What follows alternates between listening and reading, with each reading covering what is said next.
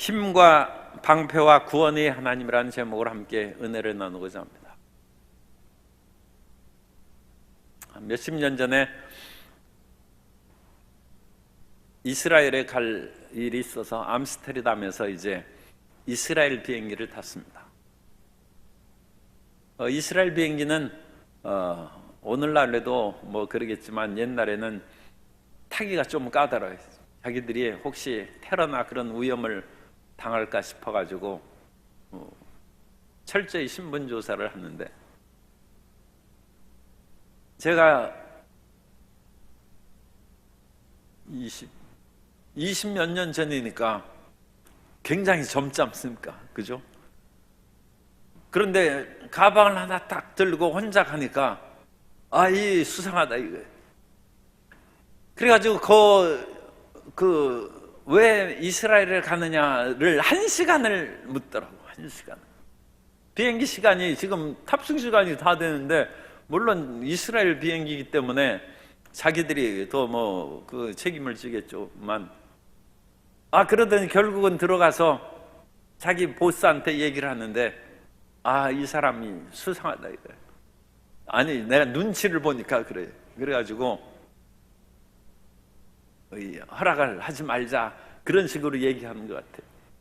그러니까 이제 그 보스가 나왔어요. 하면서 나보고 다시 이스라엘에 가는 이유를 묻더라고.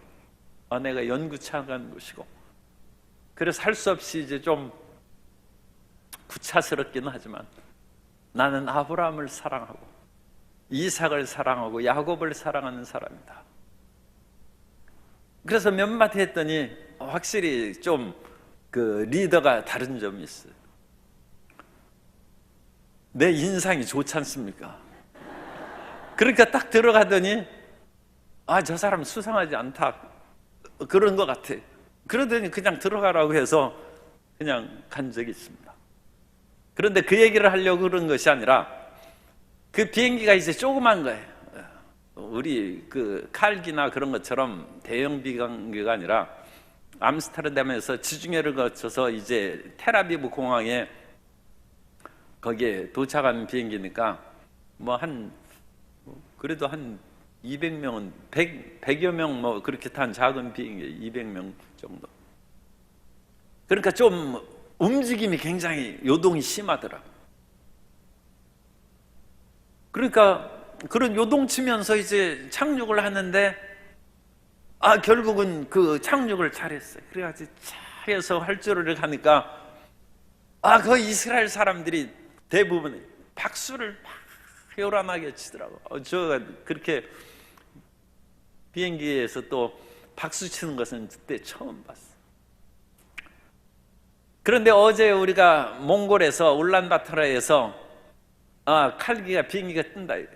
그래서 그 전에는 태풍의 진로에 대해서 여러 가지 그런 그 뉴스를 듣고 하면서 혹시라도 비행기가 안 뜨면 하루를 더 머물러야 되지 않을까, 이제 그런 생각도 하고 그랬는데, 어쨌든 비행기가 뜬다고 해서 그렇게 왔는데 이번에 칼 조종사가 기장이 아주 그 운행을 잘했어요. 그래서 약간 그렇게 요동을 치면서 새뿐이 그렇게 쫙 나비가 꽃에 앉듯이 그와 같이 비행기가 착륙을 했어요. 갑자기 뒤에서 박수를 치는 거예요. 그래서 내가 나도 박수, 그래서 3번 쳤어.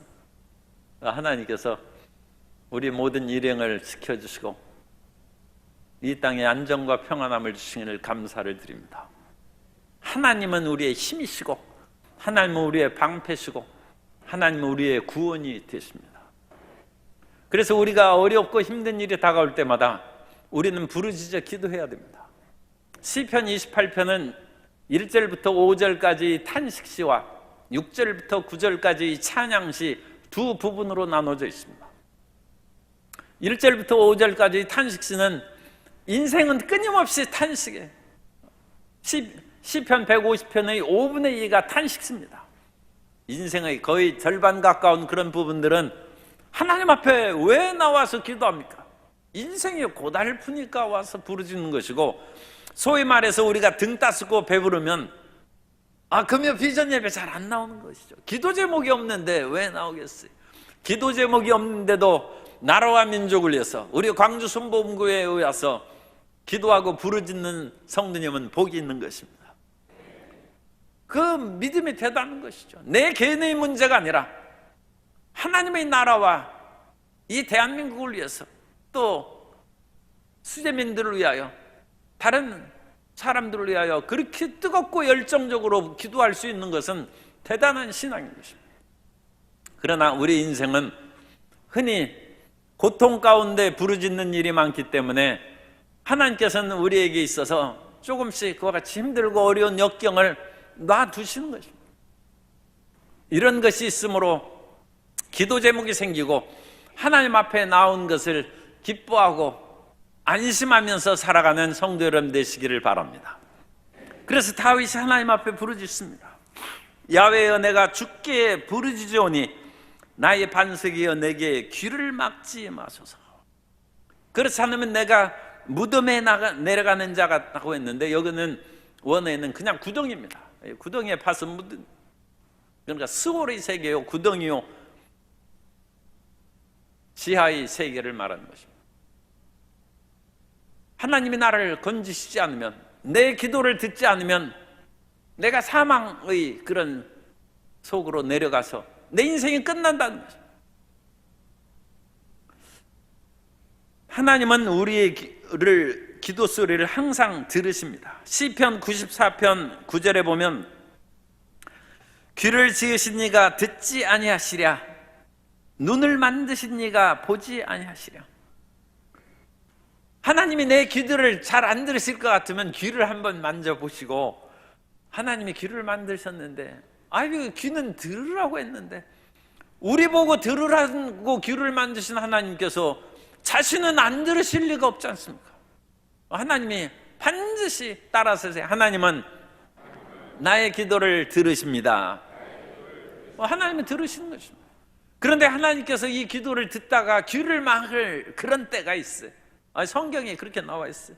그래서 신명기 1장 42절 이하에 보면 야훼께서 내게 이르시되 너는 그들에게 이르기를 너희는 올라가지 말라, 싸우지도 말라, 내가 너희 중에 있지 아니하니 너희가 대적에게 패할까 하노라 하시기로 내가 너희에게 말하였으나 너희가 듣지 아니하고 야훼의 명령을 거역하고 거리낌 없이 산지로 올라가매 그 산지에 거주하는 아모리 족속이 너희에게 마주 나와 벌떼같이 너희를 쫓아 세일산에서 쳐서 호르마까지 이른지라. 너희가 돌아와 야훼 앞에서 통곡하나 야훼께서 너희 소리를 듣지 아니하시며 너희에게 귀를 기울이지 아니하셨으므로. 하나님 뜻에 어긋나게 일을 저질러 놓고 하나님 앞에 통곡해도 하나님 안 들으신다. 하나님이 미리 그런 일을 하지 말라고 가르쳐주고 모세를 통해서 신신당부했는데도 불구하고 도둑이 재발 저린다고 이스라엘 백성들이 가데스 바네에서 12정탐꾼을 보내고 부정적인 보고에 동조함으로 말미암아 하나님의 진노를 샀습니다. 그러자 그것을 만회하려고 하나님, 우리가 죽더라도 다시 올라가서 싸우겠습니다. 하나님이 이미 늦었다. 그리고 지금 싸울 때가 아니다. 하나님께서 그렇게 말씀하셨는데 불구하고 아닙니다. 우리는 죽더라도 우리가 저들의 칼에 죽고 우리의 자식들은 노예로 사로잡혀 갈 것이다. 너희가 그렇게 탄식을 하고 자기 스스로 부끄러운 말을 한 것이죠. 신앙이 없는 말을 한 것이죠. 그런데 이번에는 자기 고집을 부리고 오기로 나갔는데 하나님의 뜻에 거스리니까 전쟁에 패하고 쫓겨나가. 수많은 사람이 죽고 다치니까 그들이 야훼 앞에 와서 통곡하나 하나님이 안 들으신다는. 우리가 일을 저질러 놓고 하나님 큰일 났습니다, 이제 죽게 됐습니다 하고 부르짖어 기도해도 하나님이 안 들으십니다. 그런데 안 들으신다는 것은 이 말씀이고 성경의 다른 부분을 같이 읽어야 돼요. 하나님이 끝까지 안 들으시겠습니까? 아니면 그들의 통곡 소리를 부르짖고 울고 불고 하면 나중에는 들으시겠습니까? 하나님이 나중에는 들으십니다. 하나님은 인자와 긍휼이 무한하신 하나님이시기 때문에, 하나님은 우리 스스로 이 일을 만들어 놓고 어지럽게 만들었을지라도 하나님은 영원히 자비하신 하나님이십니다. 그러니까 우리가 이 일을 저질러 놓고 실패해서 통곡과 눈물로 기도하는데 하나님이 한동안 안 들으신다고 해서 기도를 포기하고 그러면 그건 정말 실패로 끝납니다. 그러나 우리 자신을 다시 마음을 고치고 새롭게 하서 끝까지 기도하는 성도 여러분 되시기를 바랍니다. 그리고 그 기도를 할 때 지성소를 향하여, 2절에 내가 주의 지성소를 향하여 나의 손을 들고 주께 부르짖을 때 나의 간구하는 소리를 들으소서. 하나님의 성전이 있죠. 그래서 성전을 향하여 기도를 드리는 것은 그건 이제 좀 거리감이 있어요. 그런데 그 성전 안에 하나님이 거하시는 성소가 있어요. 그래서 성소를 향하여 기도하는 것은 좀 더 가까이 하는 거예요. 그런데 성소에서도 그 더 안쪽에 있는 성소가 있어요. 그것을 지성소라고 합니다. 지성소. 그리고 이 지성소에는 우리가 아는 것처럼 하나님의 언약궤가 있고 거기에는 그룹 천사가 날개를 딱 펴고 거기를 지키고 보호하는 그런 일을 이제 수행하는 지성소가 있는데, 다윗이 지성소를 향하여, 하나님 향하여 가장 가깝고 핵심적인 곳을 향하여 주님께 부르짖는다. 성도 여러분, 그러면 우리 광주선보험교회에서 지성소가 어디예요? 물론 우리 교회의 구조상으로는 이 강대상 이쪽이 하나님이 거하시는 것으로 이제 생각할 수 있고, 그런데 그런 의미로 묻는 것이 아니라 성도 여러분이 설교를 가장 잘 들을 수 있는 그곳이 지성소예요. 성도님.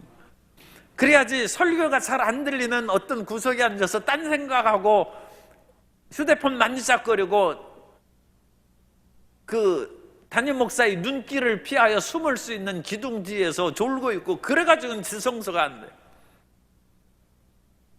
설교를 잘 듣고 눈길이 마주칠 수 있는 곳에 앉으라. 그래야 졸다가 깰 거 아니에요. 놀래서라도. 그리고 부르짖어 기도할 때 다른 사람과 신경을 안 쓰고 몰두해서 부르짖을 수 있는 자리에 앉아야 돼요. 그러니까 옛날에는 제일 앞자리를 금자리라고 했는데 특별히 앞자리라고 뭐 얘기할 필요는 없어요. 기도하는데 내가 가장 몰두해서, 사람들마다 성격이 다릅니다. 외향적이고 담대한 활달한 사람이 있고 그렇지 않은 사람이 있고, 자기 기도가 다른 사람들에게 조심스럽게 그렇게 들려지는 그런 신경을 쓰는 사람은 거기에 맞는 그 자리를, 그리고 내뿐만 아니라 다른 사람이 찬양하고 기도하는 것도 찬양대가 잘 보일 수 있는 자리에 앉아야 돼요. 그리고 찬양대가 찬양할 때는 많은 사람들이 신경을 딴 데 쓰는 경우가 있는데, 이 찬양은 엄청나게 지금 하나님 앞에 영광을 올리는 그런 귀중한 예배 시간입니다. 그런데 그 시간에 하나님께서 그 찬양 소리를 귀를 기울이고 들으시는데, 우리가 딴짓하고 그렇게 있으면 하나님이 그 보시기에 좋아하겠어요? 지성소에 앉아있지 않는 거예요. 그래서 우리가 말씀을 잘 듣고 기도를 잘 할 수 있고 내가 온 힘을 다하여 찬양을 할 수 있는 좋은 자리, 그리고 찬양하는 찬양대의 그런 찬양에 그것을 마주보면서 함께 내 마음속으로 찬양을 올릴 수 있는 그 자리가 지성소인 줄 믿습니다. 성도 여러분, 지성소에서 다윗처럼 부르짖어 기도하시기 바랍니다. 그래서 다윗이 내가 주의 지성소를 향하여 나의 손을 들고 그곳에서 하나님 앞에 부르짖는데, 지금 다윗이 어떤 어려움에 빠져 있는가? 그것은 다윗이 이 교활한, 소위 말해서 앞에서 면전에서 하는 그런 말은 달콤하지만 속으로는 검은 마음을 가지고 있는 그런 사람들에 둘러싸여 있는 것 같습니다. 그래서 3절에 악인과 악을 행하는 자들과 함께 나를 끌어내지 마옵소서. 그들은 그 이웃에게 화평을 말하나 그들의 마음에는 악독이 있나이다. 그래서 우리가 이 세상을 살아갈 때 꼭 좋은 사람들하고만 살 수는 없습니다. 그래서 이와 같이 속이는 입술, 아첨하는 입술, 거짓된 말을 하는 사람들과 어울려 살아갑니다. 그래서 옛날에 빛과 어둠이 같이 지내 화강동진이라고 그랬어요. 그래서 그런 속에서 인생이 살아가는 것이고, 이 세상은 여러 가지로 더럽고 추한 일들이 많이 있는 그런 속에서 삽니다. 그러므로 우리는 그들과 함께 어울려서 악인과 악을 행하는 자들과 함께 나를 끌어내지 마소서. 악인들의 꾀를 따르지 말고 죄인들의 길에 서지 말고 오만한 자의 자리에 앉지 않고, 이게 복 있는 자. 복 있는 자들은 이런 악한 사람들하고 자꾸 어울리는 그런 것들을 삼가하고 조심해야 돼요. 그 대신에 하나님의 말씀을 즐거워하고 주야로 그 말씀을 묵상하는 자가 시냇가에 심은 나무처럼 철을 따라 열매를 맺고 복을 받는다. 그 악을, 우리는 악한 세상 속에 지나지만 그들하고 너무 친하고 너무 짜 붙일 것도 없이 그 사람들을 떠날 수는 없죠. 그러나 그들하고 친하고 어울려서 한 자리에 알고 그런 것은 피해야 됩니다. 왜냐하면 그들과 함께 자칫하면 끌려가고 불똥이 튀길 수 있어요. 소돔과 고모라가 멸망했는데 아드마와 스보임이라는 작은 고을이 소돔과 고모라 옆에 있었는데 그 두 도시도 소돔과 고모라가 멸망할 때 함께 멸망해버리고 말았어요. 우리는 그 아드마와 스보임이라는 작은 도시에 대해서는 별로 신경을 안 쓰고 잘 모르죠. 그러나 소돔과 고모라의 죄악이 너무 극심하니까 그들을 심판할 때 거기에 영향을 받고 함께 죄인의 길에 서 있고 그 자리에 앉아있던 아드마, 스보임 두 도시도 함께 파멸되고 아마도 지금 새에 가라앉아 있겠죠. 그 침몰해버려요. 그래서 우리가 악인들하고 어울리고 그런 거짓을 말하는 사람들과 함께 같이 지내는 것을 우리가 조심해야 된다는 것입니다. 잠언서 26장 23절 이하에 보면 온유한 입술의 악한 마음은 낮은 은을 입은 톡이니라. 원수는 입술로는 꾸미고 속으로는 속임을 품나니 그 말이 좋을지라도 믿지 말 것은 그 마음에 7가지 가증한 것이 있음이니라. 속임으로 그 마음을 감출지라도 그의 악이 회중 앞에 드러나리라. 사람이 악의 미혹을 받는 것은 자기 욕심 때문입니다. 사람이 무엇인가 수상쩍고 거짓말을 한다 싶어도 그거를 떨쳐버리고 나오지 않고 함께 손을 잡고 어울려 빠져가는 것은 자기 욕심이 있어서 그래요. 그래서 사기꾼이 말만 잘해가지고 사람을 속이지 않습니다. 사기꾼은 그 마음에 욕심 있는 마음을 보고 끌어당기는 거예요. 자기 그런 욕심에 탐심에 끌려서 사기에 걸리고 파멸에 처합니다. 그러나 일단 그런 일을 행하는 데 있어서 이 토기는 원래 물이 새는 그런 그 이 굽는 온도가 낮은 거예요. 그런데 그것을 낮은 은을 입혀가지고 그것을 번쩍번쩍하게 만드는데 속은 그야말로 질그릇 토기에 불과한 것이죠. 그런 것처럼 입술만 반질반질하고 말을 잘하는데 그 속마음은 토기 질그릇 조각처럼 형편없다는 거예요. 내면이 빛나고 찬란한 사람이 되어야 되는데 그런 내면이 빛나는 사람을 만나는 것이 복입니다. 그리고 그런 복받은 사람이 되기를 주님 이름으로 축복합니다. 그래서 내면이 아름다운 사람입니다. 그런데 이 다윗이 이런 사람들 속에서 지금 고통을 겪고 있습니다. 그래서 이웃에게 화평은 말하나, 그러니까 좋은 말을 하지만 그들의 마음에는 악독이 있는데 하나님께서 그들의 악한 행위대로 갚으시고 그들을 심판하시라고 4절에서 그렇게 기도하고 있습니다. 세상이 오늘날 어지러워서 나쁜 짓을 하는 사람들이 제대로 심판을 받지 않고 법을 받지 않고 오늘날 재판에 있어서도 그 재판이 모든 국민이 정말로 재판 잘했다, 훌륭한 판사다 생각하는 그런 일들이 많이 뉴스에는 보도가 안 되는 것 같아요. 물론 잘 재판한 것은 신문에 안 나니까 이제 많은 분들은 올바르게 재판하는 것이죠. 그런데 특별히 정치적이거나 사회적으로 문제가 되는 그런 일에 있어서는 국민들이 그 재판 결과에 대해서 그렇게 썩 잘했다는 그런 생각이 안 드는 일들이 종종 있어요. 그러나 그것으로 인하여 우리가 탄식할지라도 낙심하면 안 돼. 재판에 따라서 우리가 낙심하고 좌절하고 이 세상이 이와 같이 어지러우니까 내 못 살겠다, 그런 마음 갖지 말아요. 소크라테스도 별로 나쁜 짓 안 했어요. 그런데 소크라테스를 사형 언도를 내렸어요. 그것도 민주주의 꽃이 핀 아테네 법정에서 소크라테스가 사형 선고를 받았어요. 아니 세상은 그런 것입니다. 아니 소크라테스 얘기할 필요가 뭐가 있어요? 빌라도가 예수님을 보고 죄가 없다는 것을 알면서도 예수님을 십자가에 못 박히도록 내주었어요. 그건 정치적인 결단이에요. 2000년 전에 예수님께서도 세상 그 당시 성문법으로는 로마법이 그야말로 훌륭한 그런 법률 체계를 갖고 있었는데 그 로마법에 의해서 예수님은 죄인이 된 거예요. 세상에 어찌 그런 일이 있겠습니까? 그러나 그런 일로 인하여 옆에 분 보고 재판에 낙심하지 맙시다.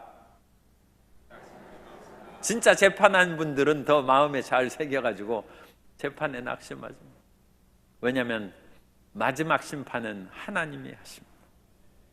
그래서 하나님은 올바르게 모든 것을 판단하시고 그때는 이제 구속됐다가 보석으로 나오고 그런 것도 없어요. 이 불못에 들어가면 불못은 보석금이 필요 없어요. 요한계시록 21장 11절 이하에 보면 내가 또 크고 흰 보좌와 그 위에 앉으신 이를 보니 땅과 하늘이 그 앞에서 피하여 간데 없더라.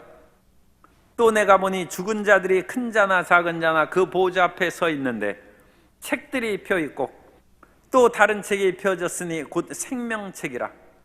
죽은 자들이 자기 행위를 따라 책들에 기록된 대로 심판을 받으니 바다가 그 가운데서 죽은 자들을 내주고 또 사망과 음부도 그 가운데서 죽은 자들을 내주매 각 사람이 자기의 행위대로 심판을 받고 사망과 음부도 불못에 던져지니 이것은 둘째 사망 곧 불못이라. 한 번 죽는 것은 정한 이치고 인생이 죽지 않는 사람이 어디 있어요? 그런데 죽은 후에 두 번째 죽는 것이다. 그건 영혼이 불못에 던져진다. 우리가 육신을 벗어나는 그것은 육신의 죽음입니다. 그래서 육신의 죽음을 사람들이 그건 다 겪죠. 마지막 예수님께서 재림하실 때 살아서 호련히 변하여 부활의 몸으로 덧입는 그러한 영광을 체험하는 사람들이 있겠습니다만 언제 오실지 우리가 알 수 없으니까 우리는 사망의 음성의 골짜기를 지난다고 그와 같이 생각할 수 있어요. 그러나 그것은 우리 육체를 벗어버리는 것입니다. 그리고 나서 그 믿지 않는 영혼들은 하나님 앞에 심판을 받고 불못에 던져진다는 것입니다. 모든 것은 하나님의 정의대로 이루어집니다. 반드시 하나님의 정의가 승리할 줄로 믿습니다. 그러니까 걱정하지 말고 너무 마음 아프게 살지 말라고.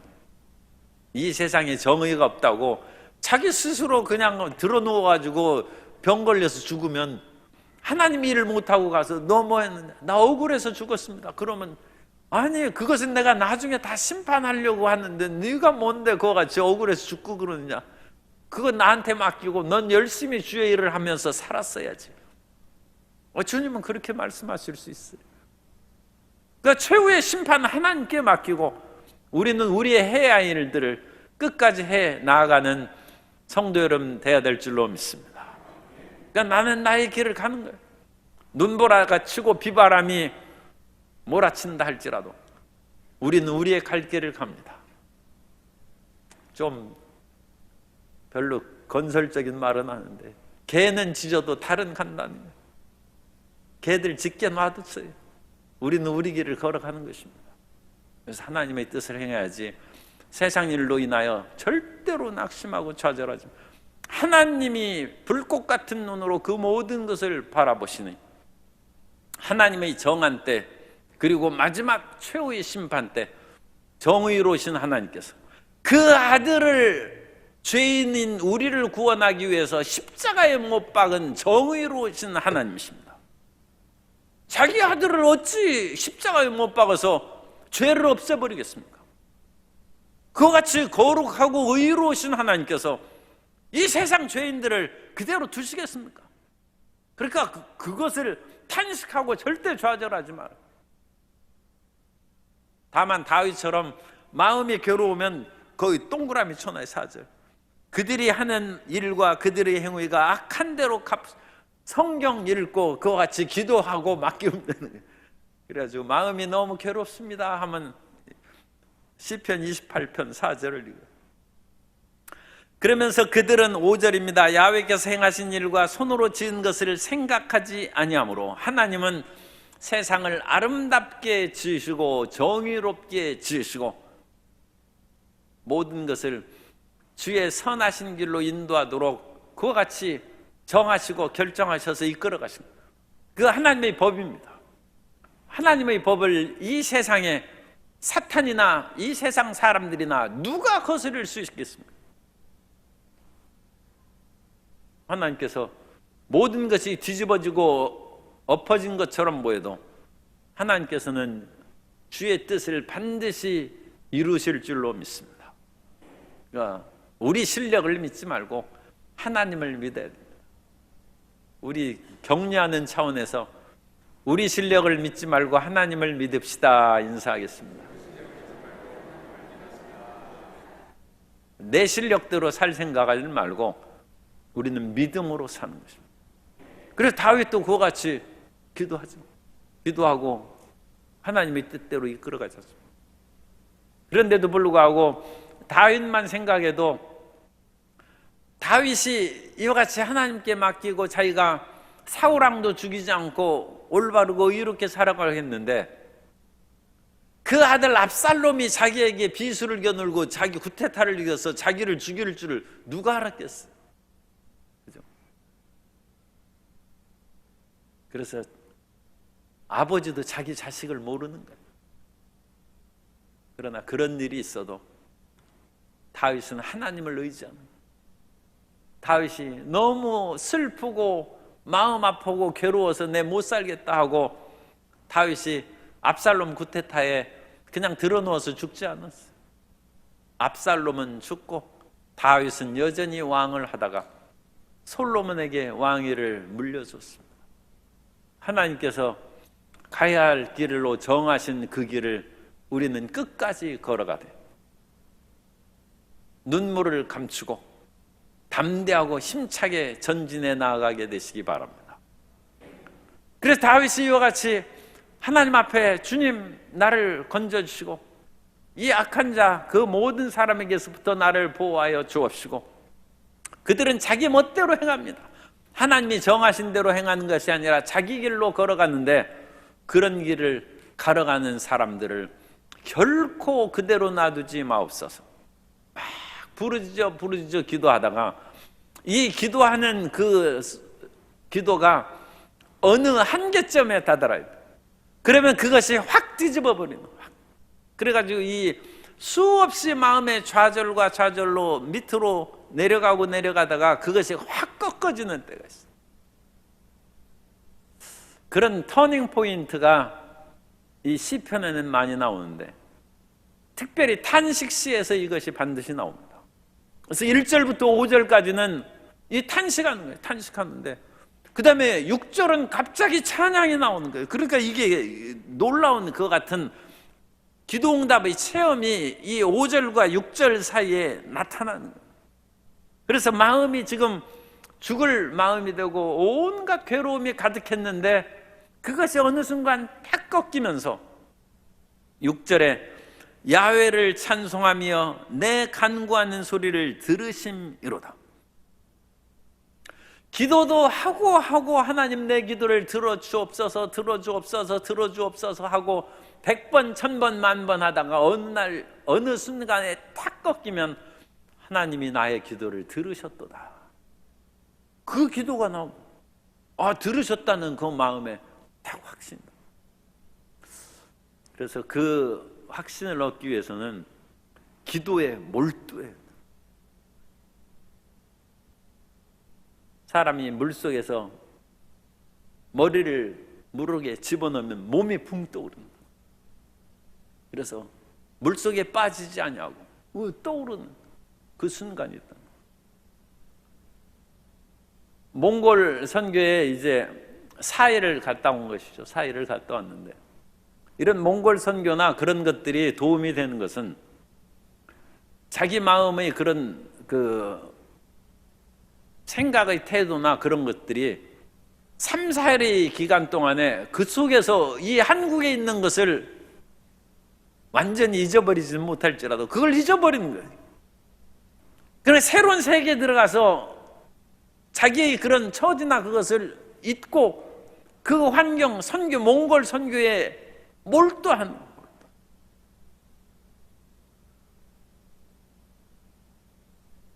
어린이 선교를 하는 학생들이 처음에는 한 100몇십 명 왔어요. 그러더니 오후 시간에 한 150명 오고 그 다음 날에는 190여 명, 200명 가까이 왔어요. 우리가 이제 거기에서 사역한 날라히흐 그 순복음교회 그 목사님이 이렇게 많은 아이가 처음 봤다는 거예요. 지금 그분이 18년 동안 거기에서 목회 사역을 하는데 이 처음 봤다. 그래서 어린이 선교 사역에 하는 그 사람들이 거기에서 땀을 뻘뻘 흘리면서 몰두한. 우리가 30분 예배하고 1시간 예배 드리는 거, 그러니까 설교를 제가 1시간 설교하고 그러면 왜 이렇게 설교를 길게 하나 그럴 거 아닙니까? 그럼 몰두가 안 돼. 그런데 그런 속에 빠져들면 그 지역에서는 어디 뭐 딴 데 갈 수도 없어. 그러니까 거기에 있는 그 선교 팀원들도 뭐 갈 데도 없는데 여기서 몰두해야죠. 그러니까 거기서 3시간, 5시간 잠시 쉬면서 물 마시는 시간 후에는 몰두하니까 자기 자신도 좋고, 그런 몰두하는 잔치의 자리에 참여하는 그 지역의 어린 심령에게도 하나님께서 큰 은혜를 내려주실 줄 믿습니다. 그래서 그 사람이 몰두하면 어느 순간에 그것이 확 깨는, 사람이 영어 1시간씩 공부해서 100날 공부해야 우리가 실력이 안 늘어요. 영어 공부하려면 하루에 10시간씩은 해야 돼. 그래서 그 속에 몰두하는. 사실 우리가 돈이 없어서 그렇지 이건 그냥 들어주고 또 잘못 오해하면 안 되니까 공교육을 또 강대상에서 파괴하는 발언을 했다, 그런 식으로 오해하면 안 돼. 그러니까 그렇게 영어 공부해가지고 10년 공부해 하나도 몰라. 그냥 그 집에서 영어 잘하는 사람 원주민 빌려다가 한 2, 3년 하면 능통하게 잘할 수 있어. 더 이상 뭐 할 필요 없어. 그런데 돈이 많이 들죠. 지리 공부하고 그런 것도 맨날 봐요. 지리 공부 얼마나 힘들어요. 한 6개월 그렇게 지리 선생하고 다니면서 우리나라 여기저기 다니면서 외국 한두 번 갔다 오면 지리 박사처럼 돼.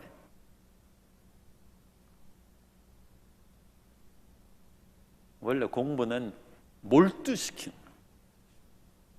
그래서 수학도 그런 식으로 몰두시켜서 천재 수학자가 나옵니다. 그러나 오늘날은 대중교육이고 대중교육은 값이 싸죠. 그렇기 때문에 우리가 돈 없어서 그냥 다니는 것인데, 그렇게 집중적으로 공부하는 것들은 엄청난 효과를 가져올 수 있다. 그런데 그런 교육의 그런 것들은 일단 또 다른 여러 가지 공교육의 좋은 점들이 많고, 친구를 사귀고 사회에 그런 것을 행하니까 그런 것도 좋긴 좋은 것이 있습니다만, 기도에 있어서, 예배에 있어서, 하나님을 만나는 데 있어서는 이런 몰두식의 방법이 좋습니다. 왔다 갔다 1년에, 아니 일주일에 한 번씩 예배만 10년 단위, 그건 별로 소용없어요. 하나님이 물론 기억은 하시겠습니다만 그 사람의 믿음이 자라나지 않아요. 몰두해서 일주일 내내 성경을 읽고, 그래서 하나님 말씀을 그렇게 읽어야 돼요. 일주일 동안 기도해야 돼요. 오늘날 우리가 지금 그 금요 비전 예배라고 우리가 이름을 붙였고 철야 예배라고 안 붙이지 않습니까? 그런데 비전 예배 정도로는 우리 마음에 가슴에 답답한 것이 해결 안 돼. 아니 지금 가슴이 답답한데 밤새워서 부르짖어도 지금 속이 답답할 판인데 그거 1시간 해가지고 집에 가서 가면 마음만 무겁지 그게 되겠어요? 목소리가 나오지 않도록 밤새 부르짖어. 그래야 새벽에 십자가 환상이 눈에 떠오릅니다. 그것이 진짜 환상이든지 꿈이든지 너무 사모하든지 간에 그래야 하나님의 얼굴을 볼까 합니다. 다윗이 죽기 살기로 1절부터 5절까지 탄식하며 기도하다가 어느 순간에 6절이 그와 같은 놀라운 비약이 있는 거예요. 야훼를 찬송하며 내 간구하는 소리를 들으심이로다.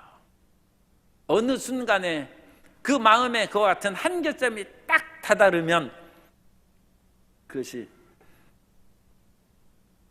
응답되었다는, 그건 누가 가르쳐 준 것이 아니죠. 마음에 그것이 딱 떠오르는. 그럼 더 이상 기도할 필요 없죠. 아니 그 딱 응답이 되는. 그리고 그때 그 순간부터 찬송이 나옵니다. 하나님이 나의 부르짖음을, 옛날에는 곡성이죠. 나의 곡성을, 나의 통곡 소리를 들으셨도다. 그 마음에 자신감이 딱 생겨요. 거기에서 나오는 그 고백이 7절입니다. 야훼는 나의 힘과 나의 방패시니. 여기 지금 구덩이에 1절에서 무덤에 내려가는 자와 같을까나이다 탄식하던 사람이 7절에서는 얼마나 의기양양하고 씩씩하고 담대한지, 야훼는 나의 힘과 나의 방패시니 내 마음이 그를 의지하여 도움을 얻었도다. 하나님 도와주셨다는 것입니다.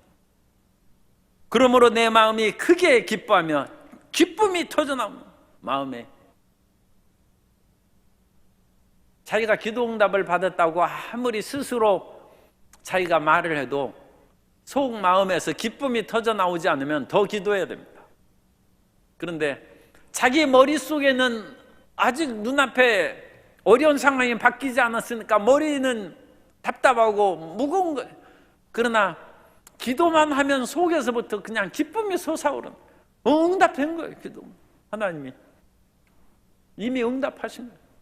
그러니까 그것을 아는 분은 머릿속에 있는 지식적으로 이성적으로 생각하지 말고 마음의 심령의 깊은 곳에서 솟아나오는 그 기쁨으로 하나님을 찬양하고 노래하고 감사하는 성도 여러분 되시기를 바랍니다.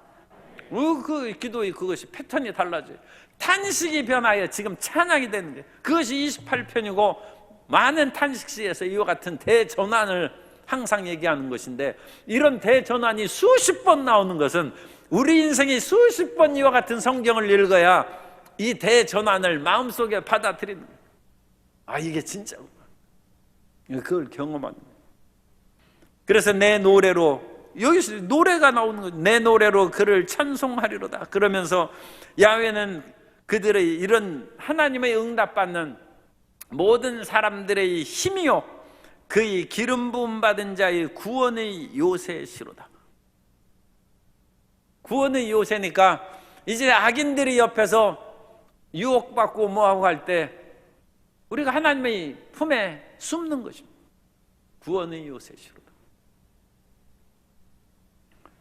이 세상에서는 수 없는 그런 원수의 공격이 있고 마귀의 참소가 있고, 너 같은 죄인이 어찌 하나님의 은혜를 받고 기도응답을 받고 몸의 치료를 받고 이 세상에서 사업에 성공할 수 있겠느냐. 끊임없는 자기 비하의 소리가 들리고 마귀의 참소 소리가 들릴 때 그와 같은 참소에서 피함을 받고 하나님의 놀라운 보호하심을 받는 구원의 요새가 심령 속에 만들어지게 되시기를 주님 이름으로 축복합니다. 하나님께서는 우리의 구원의 요새시랍니다. 그럼 이와 같이 나의 힘이요 방패요 구원의 요새를 여러 가지 있습니다만 오늘은 시간 관계상 한 가지를 얘기해요. 나의 힘이 무엇입니까? 야훼는 나의 힘이라고 했는데 하나님이 나의 힘이 되려면 어떻게 해야 돼요? 하나님이 나에게 말씀을 줄 때 힘이 생겨요. 하나님의 말씀이 우리 속에서 딱 떠오르면 그 말씀이 우리에게 힘이 되고, 하나님의 말씀이 우리 속에 있으면 그 말씀으로 마귀의 참소를, 불화살을 막을 수 있는 방패가 돼요. 그래서 한 가지만 읽어드리겠습니다. 마태복음 4장 8절 이하에 보면 마귀가 또 그를 데리고 지극히 높은 산으로 가서 천하만국과 그 영광을 보여 이르되 만일 내게 엎드려 경배하면 이 모든 것을 내게 주리라. 마귀의, 이것은 유혹이죠. 마귀의 유혹과 또 부정적인 것으로는 참소가 이렇게 있을 수 있어요. 그때 이에 예수께서 말씀하시되 사탄아 물러가라. 기록되었으되 주 너희 하나님께 경배하고 다만 그를 섬기라 하였느니라. 말씀으로 방패가 되어서 마귀가 나한테 경배하면 천하만국 영광을 준다는 그 유혹의 소리를 방패로 탁 막는 거예요. 그러자 마귀가, 이에 마귀는 예수를 떠나고 천사들이 나와서 수종드니라. 따라서 하세요.